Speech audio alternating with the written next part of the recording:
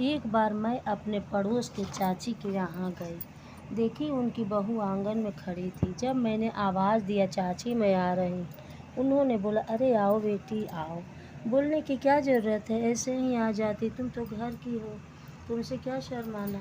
इधर उनकी बहू वहीं आंगन में बैठ गई और धीरे धीरे बैठ कर ही चलने लगी। मैं कही, चाची भाभी क्यों बैठ कर जा रही है। उन्होंने बोला, बेटी मैं कितना भी कहती हूँ, किसी से क्या शर्माना, क्या घूंघट करना, लेकिन माँ वो बहुत शर्माती है। मैंने ये देखा कि बहू दोनों हाथ ढक ली थी और दोनों पैर भी, कुछ भी दिखाई नहीं दे रहा था। बाद में पता चला कि न हाथ में चूड़ी न पैर में बिछुआ पायल।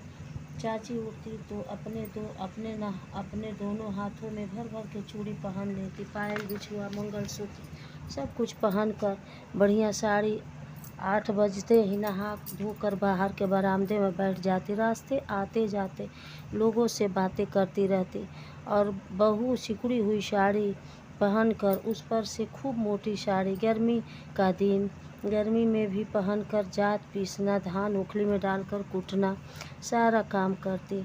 बहू चाची के शरीर में 3 बार उपटन लगाती, नहीं तो चाची बहुत मारती।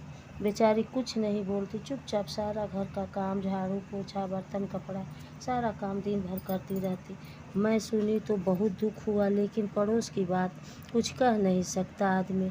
लड़की ही बहू बनती है, लेकिन लोगों को ये लगता है कि मेरी बेटी है और मेरी बेटी बेटी है और दूसरे की बेटी लड़की नौकरानी है।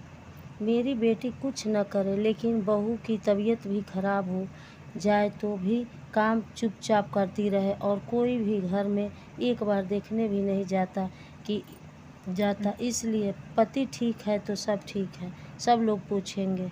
यहाँ तक कि बच्चे भी पति को देखेगा इज्जत करते हुए तो बच्चे भी पूछेंगे और इज्जत देंगे।